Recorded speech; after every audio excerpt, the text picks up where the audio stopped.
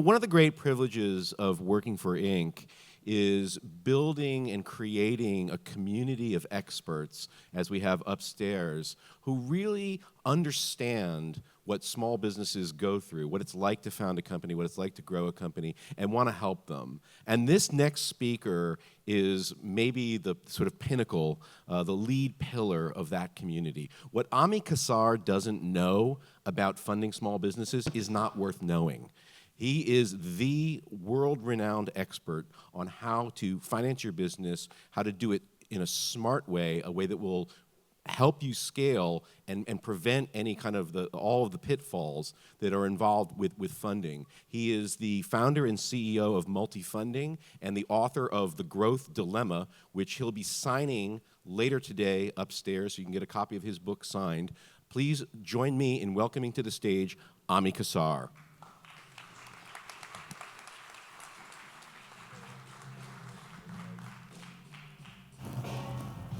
Hello, everybody. Who would like $1 million? Anybody?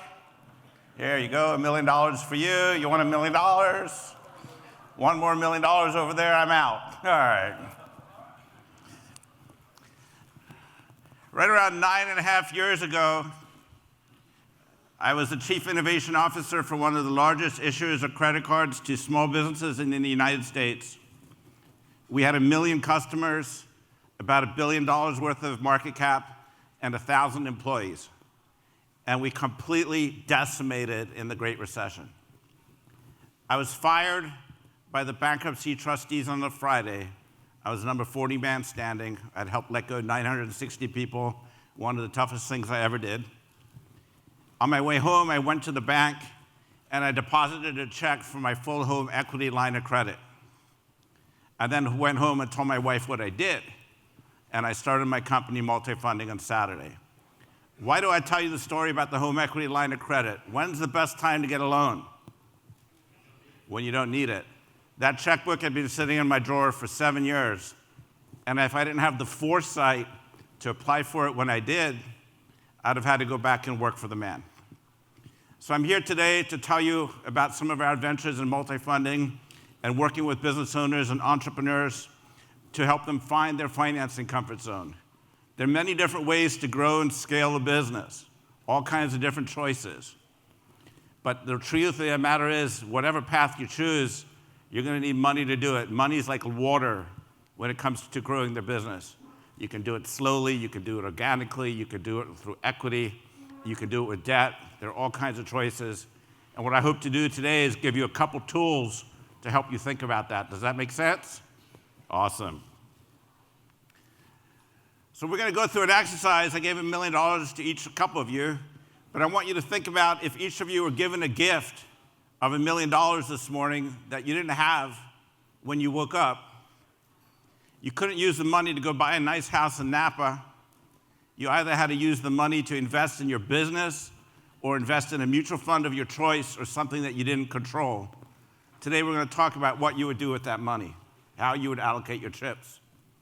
And we're going to do it interactively, so everyone please take out your phones or your smartphones and go to the URL polev.com/mfund. That's polev.com/mfund. I'm going to give you guys about a couple of seconds to do that. polev.com/mfund. And the first question I want to ask you is, where would you put your money? Would you put most of it in the business, some in the mutual fund, some in the business, but most in the mutual fund? And what we're seeing, like any group of entrepreneurs, typically, most of us would put either all in the business or most in the business. The next question I have for all of you is the money that you're going to put in your business, what return do you expect for that annually for the next 3 years? What return do you think you could generate from the investment that you make in your business? And we see 10, 20, 20, 40, generally a pretty high return, we think, if we were to be willing to invest in our business, the return that we could expect from that investment. The flip side is, what return would you expect from the investment in the mutual fund?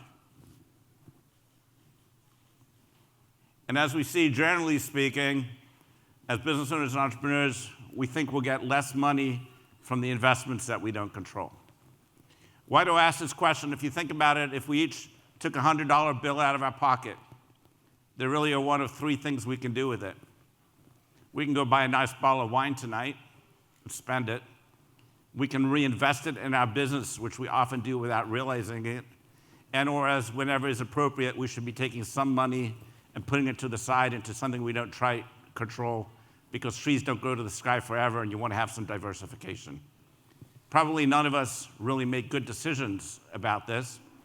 And in addition, I would argue, if you could go borrow money and you could get a 20, 30, 40% return on the investment in your business, and you could go borrow that money at 6, 7, or 8% and use leverage in a responsible way to grow your business, why wouldn't you do more of that? Does that make sense? Great. Part of the reason is we all have a different risk tolerance. If you choose the equity path, it's their money. If you choose the debt path, you got to pay it back. And some of us have the stomach for it, and some of it don't. So thinking about it, if you were to choose debt, there's different types of debt.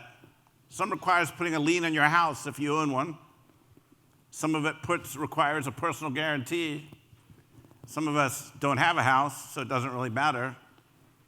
And some of us have been there, done that, and they're never going to guarantee a loan again. We all have to think about our risk tolerance when it comes to debt. And particularly if you're getting into business with a partner, you have to think and understand what each of your risk tolerance is, because if partners have very different risk tolerance, this can create all kinds of tensions and problems in a partnership. Does that make sense? Cool. Now I want to do a little case study with you. I want everyone in this room to put yourself in the shoes of an entrepreneur who runs a consulting business that's got about sales of about $1 million a year, and their annual profit, they're able to take home $100,000 a year. And this entrepreneur, she wants to double her business to $2 million, and she felt if she wanted to double her business to $2 million, her profit could triple to $300,000.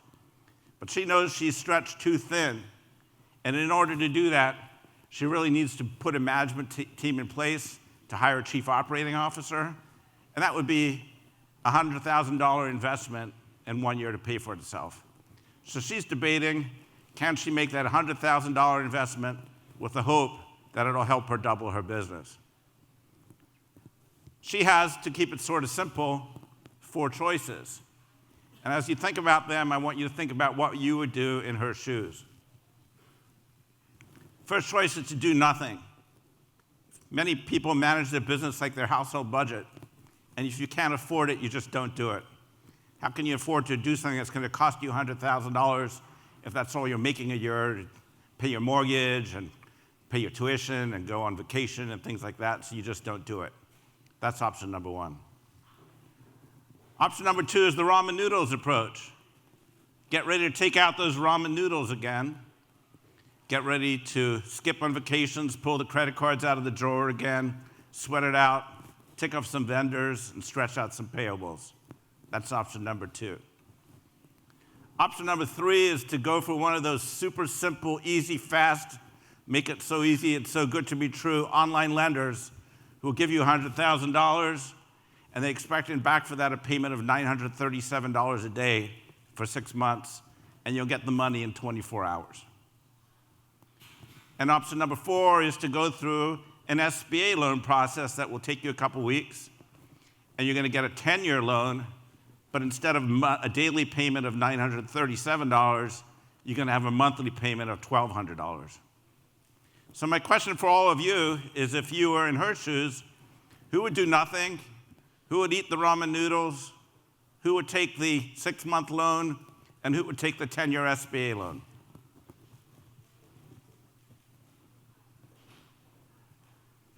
And so what we're seeing here is that most people would take the SBA loan, and around a third of us would fight through it. Do you know what most small business owners would do? Most small business owners would do nothing, because they're not thinking about what they need to do next. to push their business to the next level and what they need to do to take it into the next step. If they were my client, not that they would listen to me, I'd strongly encourage them to take the 10-year SBA loan. I'd strongly encourage them to take the loan that has the lowest monthly payment, especially if you can pay it off at any time without any penalty. And if this works for her and she did the SBA loan, she would pay the loan off in like 2.2 years, and she would have tripled her income. If it didn't work, it'd probably take her, that's the best case. The worst case scenario is she hires somebody who's a disaster, she loses the money, and she has a payment of about $1,200 a month. And if it's something in the middle, it's really a great outcome for her also. So that's what it takes for her. She's missing the management team. She needs that chief operating officer. It's about $100,000 investment to push her business up to the next level. And my question for each of you as you think about it is, what is your stretch goal? Where do you want your business to be 3 years from now? And what's holding you back? Each of us should have a stretch goal, and there are likely tools that are missing in our toolbox, whether it's we need a management team, or we need more space, or we need more money in marketing, or we need an acquisition or something. Usually there are things we need to think about. And for her, the capital contribution that could help her on her balance sheets is $100,000. The question for each of you is, what might help you push your business back to the next level, and how would you go about it?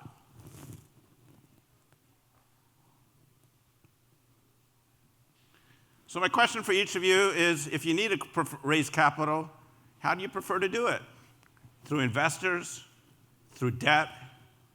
You're not sure, or either or. So out here in San Francisco, it seems like a lot of people generally think investors are the way to go, and it could be. But every time, whether you're starting out or at different stages along the way, you need to give some thought to which way you want to raise the capital and how you want to go about it. Each comes with different pros and cons.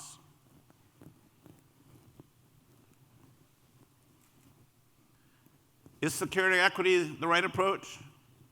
I've had many conversations upstairs this morning with folks in this room who said, I need an investor. And the question is, for what? What are you going to do with the money? Some people need $5,000, $10,000, $15,000. And I go, slow down. You don't always need an investor. I call it the Shark Tank myth. And remember, if you take an investor, you just got married. And you're going to have to live with that investor for the life of your business, or you're going to have to get divorced. And so you have to think long and hard about that investor, and if they're the right fit for you, and if they can help you push your business truly to the next level. Sometimes they're great. A lot of times they can be a disaster. And if you're not going to choose the investor approach, the question is, where can you find debt? And let's take a little bit of time and talk about that. Who here gets stuff in the mail or on the internet or gets bombarded with phone calls? I got money for you, it's so great, don't worry about the banks, don't go through all that crap. I'll get you money in 24 hours, it'll save you a lot of headaches. Anyone get those solicitations? Anyone done them before? They are like a high-speed treadmill. If you borrow money and you give yourself 6 months or 3 months to pay it back, and they're going to take the money out of your checking account every single day, not only are the interest rates really high if you calculate them, but invariably the cash flow pressure that these loans create is so difficult that it forces you to renew and it puts you in a debt trap. And within a year or so, you're spiraling out of control and you're sweating, and then you get into even worse lenders and they have confession of judgment and things like that. It's something you have to be really cautious about. If it sounds too good to be true, it probably is. Anyone here thought about the SBA for their business? Or ever taken out an SBA loan before? First of all, I want to just explain some of the myths about the SBA and what it does. Does the SBA lend money? Okay. A lot of people think the SBA lends money, but that's a myth. And they think that If they walk into their local Bank of America or Wells Fargo or something and someone across the desk tells them they're not qualified for an SBA loan, they assume they're out. And that's the furthest thing from the truth. There are about 2,200 banks or non-bank lenders in the country who do SBA loans, although there are only about 100 who know what they're doing. Each one of them uses the program a little bit differently. Each one of them has their own credit box. So don't assume if one lender told you no, you're out. There's a lot of really bad information out there about the SBA. Myth number 2, SBA loans are for little mom and pop shops, a little flower stand on the corner, or things like that. Do you know how big an SBA loan you can get? Anyone have any idea? If you've got the cash flow or the business plan to back it up, you can get $5 million for working capital, buying out a partner or an acquisition. And if your project involves real estate or equipment, you can get $12.8 million. And if you slap a solar panel on that, you can get $25.6 million. So this program has incredible benefits if you really understand it and you're willing to take the time to do it. And that kind of cheated. Myth 1 and myth 3 were sort of the same. I'm not qualified for an SBA guaranteed loan, according to my banker. Always got a couple of opinions. If 10 bankers told you you're not qualified for an SBA loan, you're probably out. But don't believe what the first person tells you. I want to be careful that leverage has its risks also. I'm not here trying to shove debt down anybody's throat. One of my heroes in one of my peer groups, he started from his truck building a moving company. He built it to $50 million and he never took a loan. His attitude always was, if I can't afford it, I'm just not going to do it. He thinks I'm crazy. And that is an approach to go. But if you look at the Fortune 500 companies, 495 of the 500 have debt on their books. So debt used wisely can be a tool, but you have to be really careful to make mistakes. One of the mistakes I find people making is they purely concentrate on the APR or the price for debt. Many times people would say when they're buying equipment, will find it appealing to take a 3-year equipment loan at a 0% offer from a manufacturer. I don't want to pay interest, I'll just pay it off in 3 years. And that's great, but what's better, to do it 3 years at 0% or over 7 years at 5%, and I have a much lower monthly payment. Remember now how smart we are, speed bumps are going to happen. Recessions will hit. New competitors will emerge. Technology will change.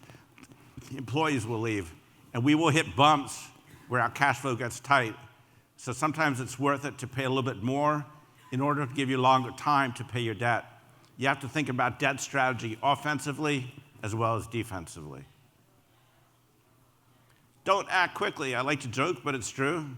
If you're in a rush for lunch and you go to McDonald's, you could have indigestion for a few hours, but then you'll be over it.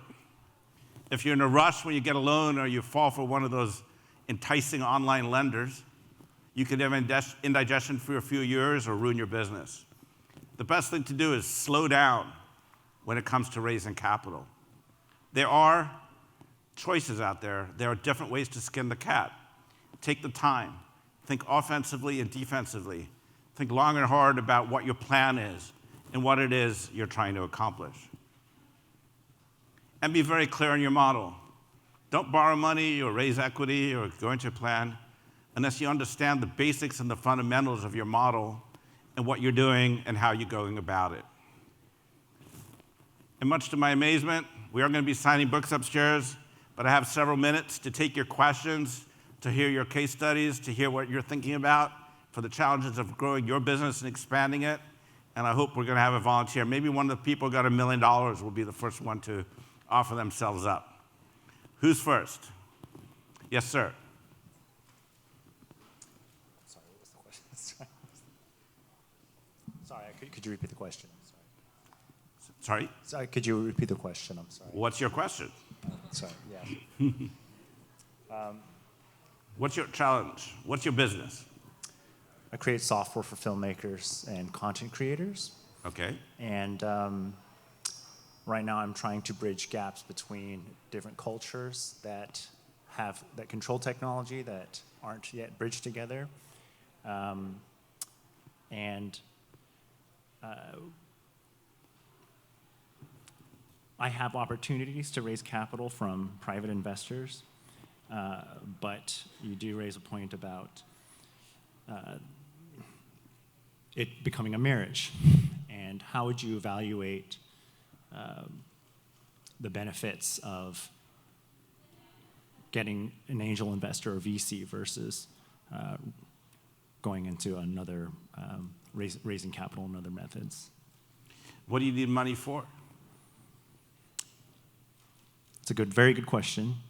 I'm trying to do as much as possible with as little as possible, but there are people who want to help me, but of course do need some money to provide services. So, although not yet. Let me give you guys a really good, little exercise to do. Go through and say, if I wanted to do everything I wanted to do for my business in the next 12 months, these are the things I want to invest in. This is what it would cost, and this is my expected return from that investment. Say your number for that exercise is $1 million. I'm making it up. Then take that piece of paper and put it on the side, put it away, and do that exercise for $500,000. Then put it away and do that exercise for $250,000.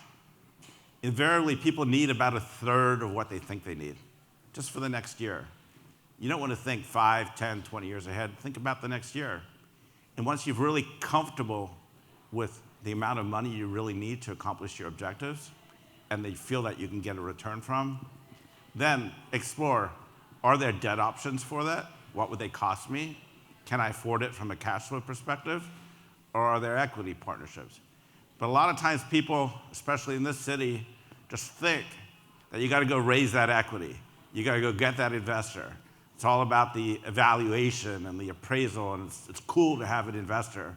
It's who we celebrate. We read about Mark Zuckerberg and Twitter and this and that. But that's not reality for 99% of businesses. You don't necessarily need that investor all the time. So just think about that. One time a woman called me, and she invented, of all things, the world's greatest horse shampoo. And some jerk had taken the only $40,000 she had to write a business plan that probably, if I printed it, would go up to my waist. And she was looking for $5 million, and she hadn't sold anything yet. I said, I hate to tell you, throw that business plan away and go get a customer. So that's the point. Who's next? Yes, sir. Firstly, thank you for speaking. Sure. My question is regarding your past couple slides in regards to capital solutions. What are your thoughts on business credit cards as a payment solution or working capital solution? I think they are a good solution, especially at the beginning if you have no other choices. If you really feel very secure about your cash flow and you can afford to pay it back every month, that's great. But if you're going to be borrowing off the business credit card on a regular basis, you want to explore and understand lines of credit and term debt and other solutions like that. Hey. Yes, ma'am. Oh. Or who's next? I'm sorry. I wanted to ask a question. We, in our company, we crowdfunded, which is something that you didn't mention, but it's a little difficult. We also did debt, which we love at the company. But lastly, we're now considering like a franchise model for submarkets.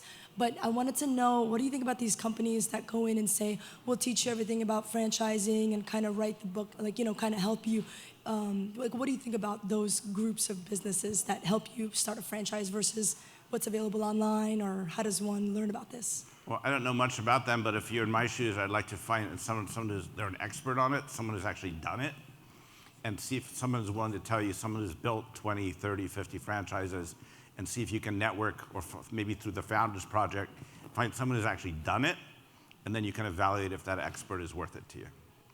Who's next? Yes, ma'am. Hi, I'm Liz, and I'm bootstrapping my second company. I love bootstrappers. Congratulations. Well, it's not. We're underappreciated here in the Bay Area. Who here's bootstrapping? All right, hooray to the bootstrappers. So my question is, if we were to go, my partners and I were to go for an SBA loan, what, in your opinion, is the time for proof of concept of your business model? right? You said go get a customer. Well, we've got customers, but is it a matter of customers, revenue, or time, or a combination? Do you have revenue? Yes. Are you making money? Well, we're bringing money in, but we're still not cash flow positive. So you can get an SBA loan on a forecast, but it's much harder. Do you have receivables, or do customers pay you cash? Cash. Okay. So if you're going to try to get an SBA loan, you've really got to build a really good forecast to do that if you're not making money yet. It is possible. It's much easier to get the SBA loan if you're over that hump. But one of the questions is, what's it going to take to get to profitability? Once you're profitable and you're demonstrating cash flow, and then you know what you need to scale it up, it's much easier to get an SBA loan then. So focus on the profitability and then apply for the loan for the scale. Correct. Thank you. Sure. Yes. Yeah, so you spoke about using debt as opposed to giving away equity. It gives you more control, of course, but kind of to your point with the mom and pop flower shop, that's very low risk. When you're having these people, 1 in 10 companies is going to fund the entire venture capital fund. At what point do you think it's maybe a risk to start taking SBA loans for these high-risk ventures? Look, it's not a binary option. If you're doing a very high-risk company that requires a lot of cash to get it going, and that's just the nature of it, it's a huge technology build or something like that, or it's some millions of dollars before you have any profit, you're most likely a candidate for equity at that point. And not just startups in general, but startups normally have these big visions in this area especially. If I went and started a pet store, there's a very high chance I could get some revenue coming in year one. If I start a technology company, probably not, right? It just depends on what you're starting up. But there are a lot of pet stores who read about you guys, and they think they need the investors, and they don't. Who's next? Up here, please. Does the SBA loan require personal guarantee at all, or does it come into the directors or board of directors' responsibility? Anyone, if you get an SBA loan, anyone who owns 20% or more of your company has to personally guarantee. And if the SBA loan is for more than $350,000, anyone who owns a house has to put a lien on their house. Who's next? Yes, sir. I'm going to ask the reverse. If you have $1 million in cash in the bank and you want to invest $600,000 to earn some return while you have $400,000 to grow your business, do you have any ideas for where to invest that money? Anyone here looking for an investor of $600,000? I got your guy. I don't know. If I knew, I'd be on the beach right now. Yes. Thank you very much for a very great lecture. Convertible notes, what do you think about that? Convertible notes are really more like equity than they are debt. So if you get a convertible note, you're most likely going to convert it to equity one day, and so it's really more an equity instrument than it is a debt instrument. Yes, sir. Do you know what return the early investors, like angel investor or people who are putting convertible note, what kind of returns are they looking for? You have to remember when you're talking to investors, investors are buying dreams or thinking big, right? They want 100%, 200, 10x returns in 10 years.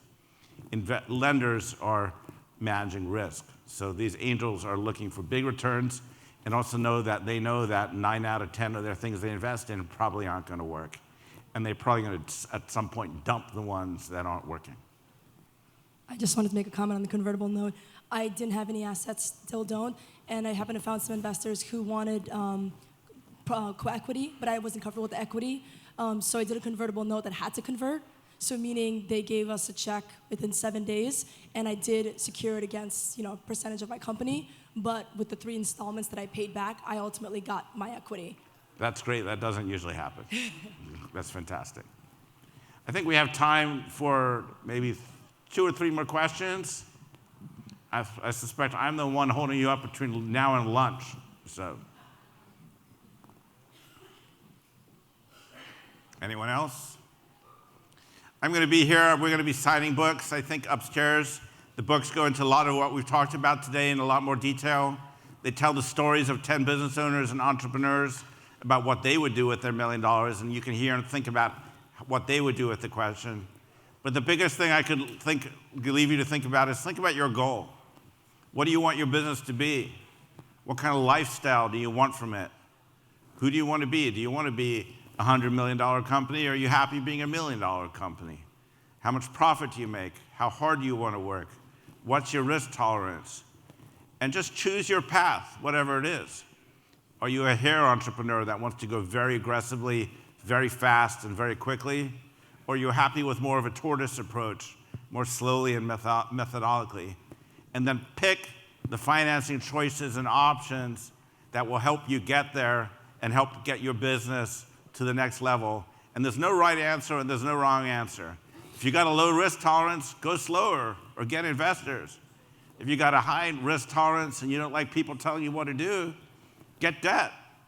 But get comfortable with whoever you are and what makes you tick, and then go from there. Does that make sense, everybody? Thank you very much. Thank you.